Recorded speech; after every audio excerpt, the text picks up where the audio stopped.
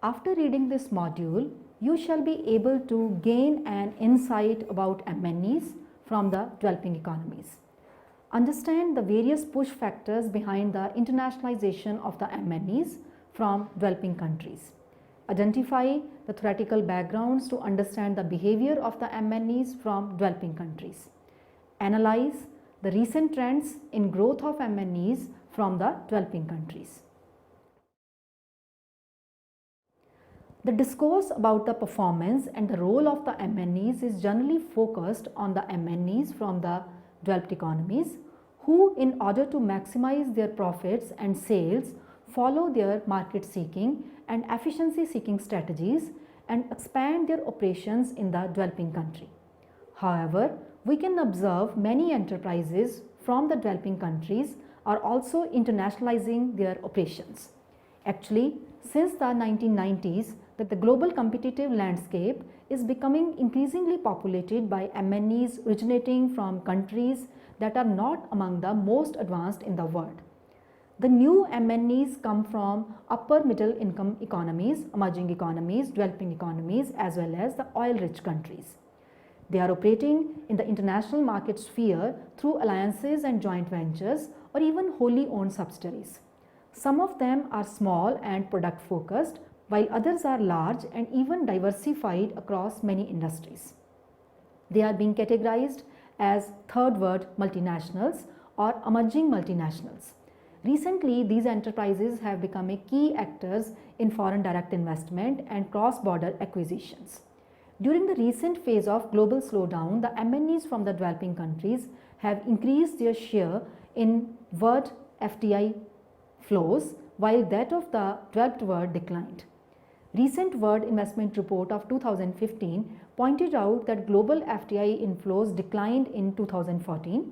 Global foreign direct investment, that is FDI inflows, fell by 16% to $1.23 trillion in 2014, mostly because of the fragility of the global economy. But investments by developing country multinational enterprises, that is MNEs, reached a record level, and the developing Asia now invests abroad more than any other region. 9 of the 20 largest investor countries were from developing or transition economies. These MNEs continue to acquire developed country foreign affiliates in developing world, but it is also being felt that the MNEs from the developing economies have fewer experiences of global markets, weak technological and innovative capabilities, managerial competencies, and professional expertise, as well as poor governance and accountability. Do we need a different theoretical framework? All the MNEs are not equal. They differ according to their size, the source and destination country, and the sector they operate in. Though it is believed that they evolve gradually from small, simple structures to increasing cross-border intensity and complex organizations, but the initial conditions differ for the MNEs originating from the developing and developed countries. However, Narula 2012 pointed out that the basic principles behind a firm becoming an MNE are the same for MNEs from developing as well as the developed economies. He says that the internationalization process of the MNEs requires knowledge assets, and the ability to be competitive in overseas market depends on acquiring, maintaining, and developing these firm-specific assets. Apart from it, the home country plays a significant role in constraining and defining the kinds of assets an infant MNE possesses, and because these initial conditions vary considerably between home countries, there are inevitable differences in the early internationalization of MNEs from different home countries. But the necessary assets and the principles upon why internationalization takes place are no different from their advanced economy counterparts. Heimer 1960 analyzed the vertical and horizontal expansions of the firms in a foreign location. Vertical expansion occurs when the firm locates assets or employees in a foreign country with the purpose of securing the production of a raw material, component or input, that is backward and vertical expansion, or the distribution and sale of a good or service, that is forward vertical expansion. The firm's engage themselves in a vertical expansion due to the presence of a comparative advantage in the foreign location. This advantage can be in terms of prices or productivities of factors of production such as capital, labor and land. On the other hand, the horizontal expansion occurs when the firm sets up a plant or service delivery facility in a foreign location with the goal of selling in that market and without abandoning production of the good or service in the home country.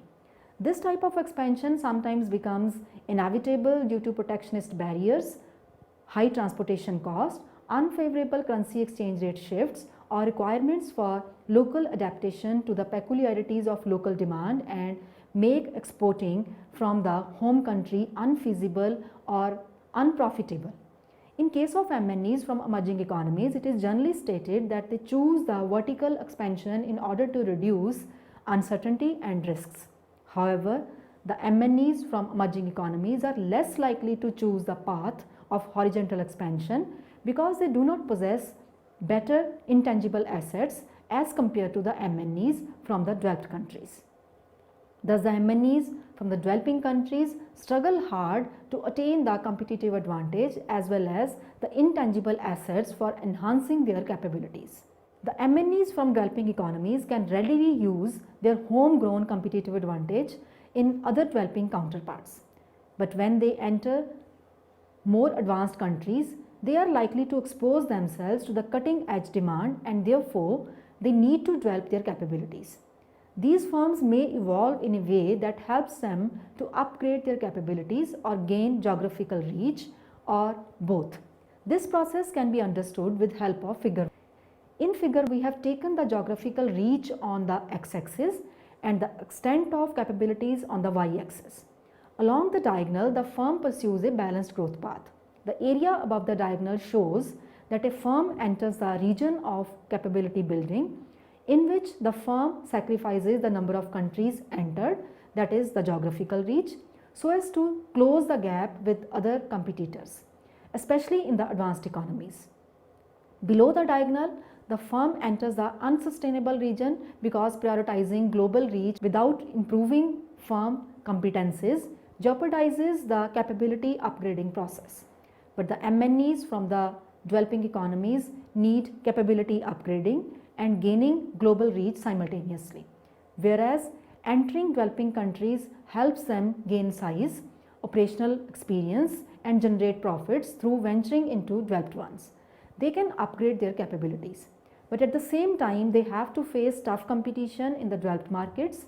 The ideal strategy is that they should move along the balanced path along the diagonal, that is, they should be working simultaneously on extending their market and upgrading their capabilities. As they catch up established MNEs, they begin to invest more in developed countries. Internationalization strategies of MNEs from the developing economies. It is generally observed that the MNEs from developing countries suffer from the lack of assets such as advanced technology, R&D facilities, talented human capital, managerial expertise and natural resources.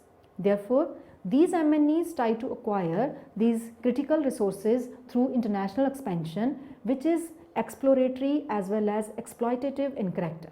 Here, exploratory expansion refers to firms move abroad to acquire new assets which are hard to secure in their home countries, while for exploitative expansion, the firms leverage the existing advantages to invest in other countries with the aim of achieving market success. Under exploratory expansion, firms are likely to use cross-border acquisition, while for exploitative expansion, these MNEs try to use strategic alliance, joint venture or and licensing. In any case, the MNEs from the developing economies have to dynamically develop their competitive advantages in the global market, which is significantly influenced by internal R&D efforts, external networks and institutional advocacy. Internal R&D efforts. It is widely recognized that in-house R&D capacity and its existing level represents a firm's ability to develop and improve its new products as well as to modify it to fit the firm's specific processes.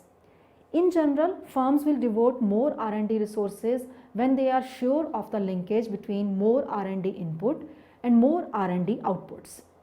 Under the prevalence of risk and uncertainty, it is difficult for firms to engage in R&D activities without sufficient financial subsidizations. The developing countries' MNEs generally use a mixed expansion strategy, which is like learning by doing. It is likely that they use exploitative expansion to probe the global market and then aggressively acquire their targets via exploratory expansions. Acquiring these assets improves the ownership advantage of the firms. External networks. Developing inter-organizational collaborations with external partners are important for successful flows of knowledge, which subsequently affect a firm's innovative strategies and their outcomes.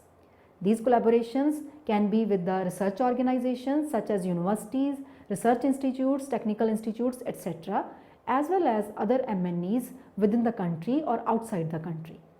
Through cooperating with research organizations, these MNEs can not only take the advantage of advanced scientific and technological knowledge pools, but also strengthen their own in-house R&D capacities.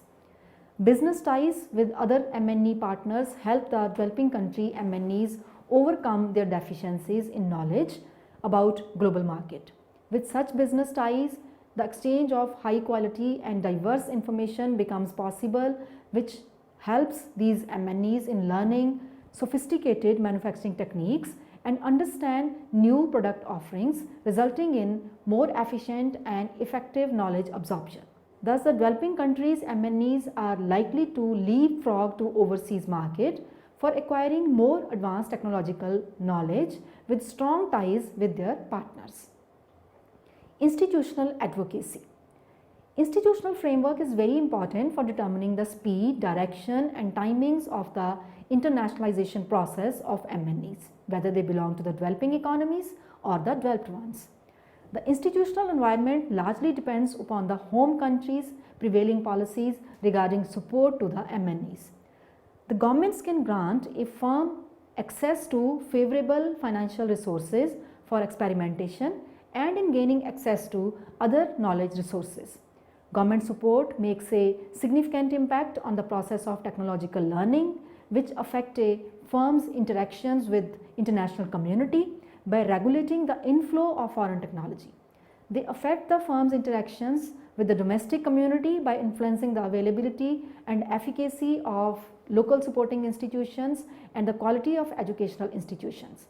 And they also affect the firm's interaction with the market environment by shaping industrial organizations.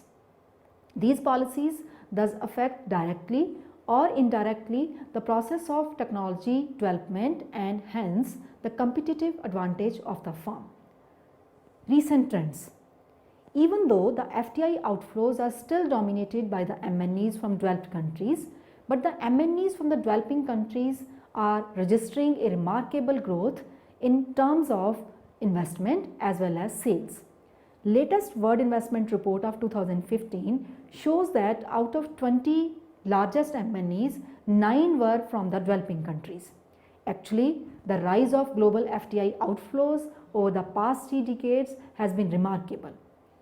Since 1980 to 85, when global FDI outflows averaged roughly US $50 billion per year, FDI outflows have grown by a factor of 40 to surpass 2.1 trillion US dollar in 2007.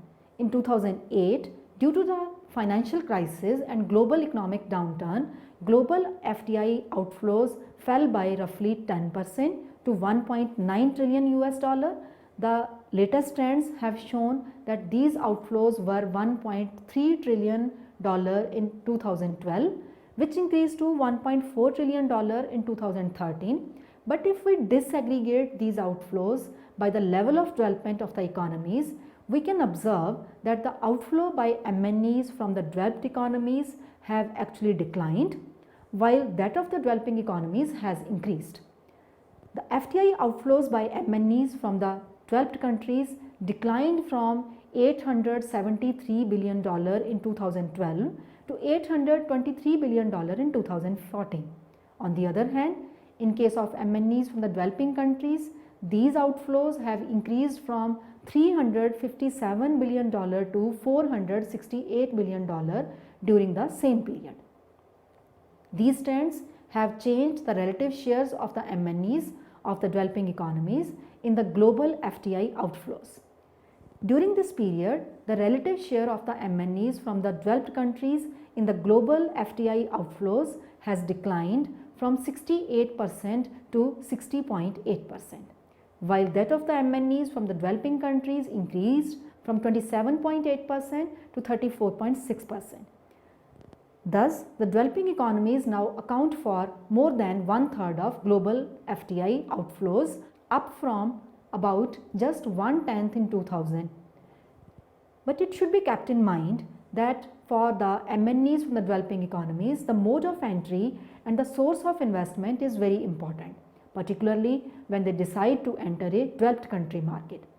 As far as the source of investment is concerned, we can see from the World Investment Report 2015 that more than half of the FDI outflows by developing economy MNEs were in equity, while developed country MNEs continue to rely on reinvested earnings, the share of which increased to a record 81% of their FDI outflows. However, it is being felt that the equity financed flows are more likely to result in new investments and capital expenditures than are reinvested earnings, which may result into further accumulation of cash reserves in foreign affiliates. On the other hand, we can also find that the main mode of entry is being considered to be cross-border M&A activity. Between 2013 and 2014 alone, the value of cross-border mergers and acquisitions in developed economies increased by 16% and those in developing and transition economies by 66%, while the investment in greenfield projects has remained less buoyant, especially in the post-crisis period, that is after 2007. After a first rebound in 2013, the total value of announced greenfield investment declined slightly by 2%, remaining close to the $700 billion level of 2013. The gross value of cross-border M&A deals increased in 2014 by 34%, reaching $900 billion, which is considerably above the annual average of $775 billion for the period 2010 to 2014. Under such conditions, the MNEs from developing economies are also increasing their involvement in cross-border M&A operations. The share of these MNEs in total and net value of cross-border M&As rose from about 10% in 2003 to almost 40% in 2014. But up to 2013, about 70% of these acquisitions were in other developing economies and only 28% in the developed economies. In 2014, MNEs from developing economies are becoming more active directly in developed economies as well. In 2014, some 32% of M&A acquisitions by these MNEs targeted developed economies. On the other hand, in greenfield projects, the developing economies dominate. Yet, at the global level, announced greenfield FDI projects declined slightly in 2014, and this decline is similar in both developed and developing economies. Actually, over the last 10 years, the announced value of greenfield projects from developed country MNEs has been essentially flat, with a compound annual growth rate, that is CAGR, of -1%, while the same value for developing economies has increased steadily at a CAGR of 5% despite the financial crisis. As a consequence, developing economies have increased their share in the global value of greenfield FDI projects from 20% in 2005 to 30% in 2014.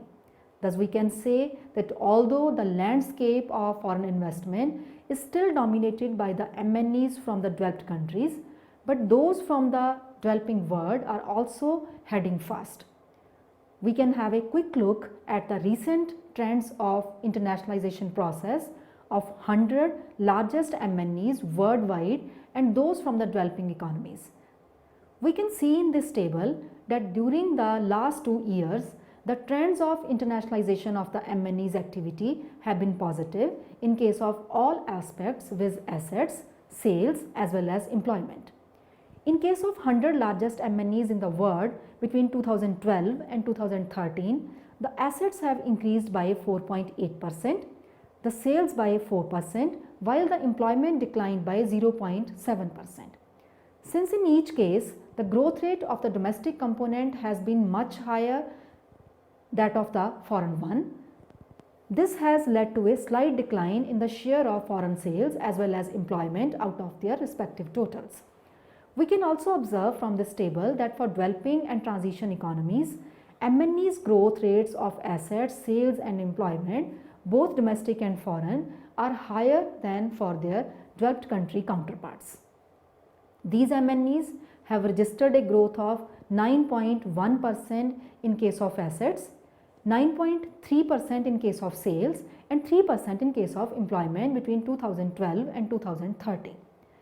Even though the growth of the domestic assets and employment are greater than that of their foreign counterparts, yet the share of foreign component has not changed out of their aggregate values.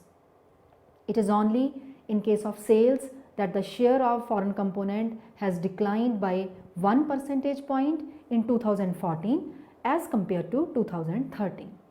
Still, a comparison of the MNEs from the worldwide and the developing economies shows that the achievements of the latter in each case is less than half of the former, and this proportion is much lower in case of their foreign operations. Role of government in the process of internationalization of the MNEs. The government support is very important and influential factor driving the internationalization of MNEs. Overall, a positive association can be found of all the indicators of internationalization with the government support. Home governments often play a key role in outward FDI activities by providing favorable policies, financial support and government connections in host countries. The motivation of the policymakers is not restricted to the sales of product but also for strategic assets and technical collaborations. They provide support not to lower the perceived environmental risks and boost the confidence of firms in their overseas investment activities and in pursuit of greater control in foreign market entry. It is generally found that the firms with government support in the home country are more likely to adopt the equity modes than the non-equity modes while entering the foreign markets. SMEs in the emerging economy have scant resources for dealing with immense environmental variations. In any new environment, there exist relatively high levels of information, asymmetry and the risk.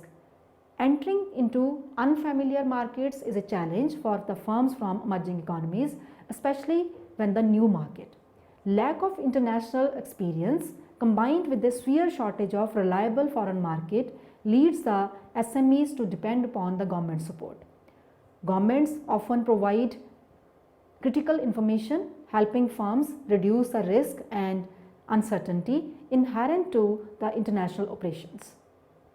High levels of government support subsidies and other benefits help firms to offset the disadvantages of newness and the foreignness. There are many studies which have indicated that the firms with greater support from the home government have a higher level of risk tolerance despite greater transaction cost and greater risks caused by the low institutional quality and cultural distance. The home government generally bails them out if they succumb to these risks in the international market. Recently, the rise of Chinese MNEs has drawn the attention of all the governments of emerging economies. The Chinese government has supported its MNEs by series of policy tools such as low interest rate, favorable exchange rates, reduced taxation and subsidized insurance for expatriates to facilitate outward FDI by Chinese firms. In order to be selected to participate in global value chains, the global production networks, developing countries' firms need to possess significant technological capabilities, which means they must have already gone through a certain process of capability building. In capacity building in the home economy, the role of the government is very important. We can cite several examples of successful MNEs competing in the global market, but in nearly all cases, the government policy and support is found to be playing a critical role in upgrading and internationalization of domestic enterprises. For example, in case of Taiwan province of China, there is a program of capacity building through the development of national technology systems. The government used the policy process to link and adjust its technological infrastructure to technological changes occurring in the global economy and to the needs of the large number of indigenous and export-oriented MNEs in Taiwan province of China.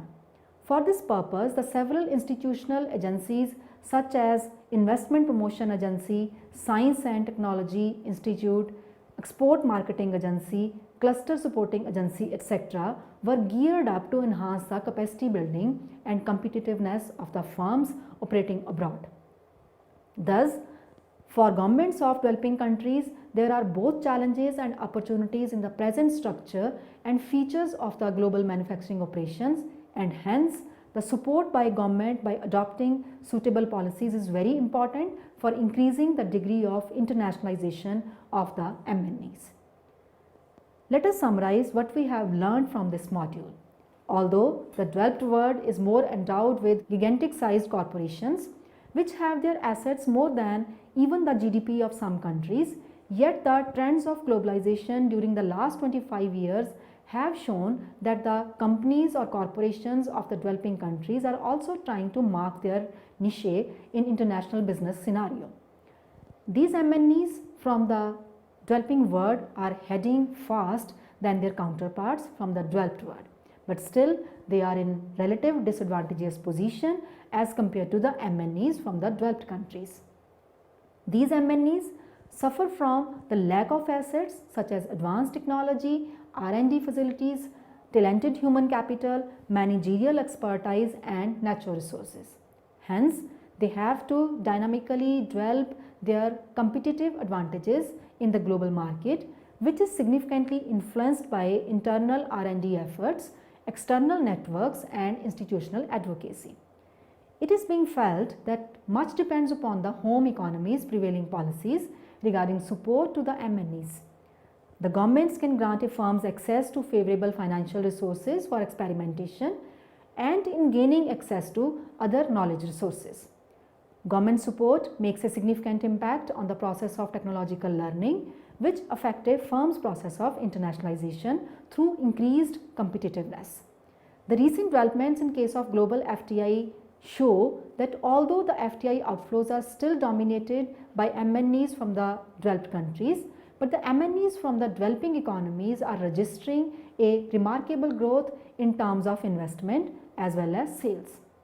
Thus, the developing economies MNEs now account for more than 1/3 of global FDI outflows, up from about just 1/10 in 2000. These MNEs are on path of improving themselves on each aspect of internationalization with assets, sales and employment. But still, the race is among the unequal and these MNEs have to improve a lot to converge with the MNEs from the developed world.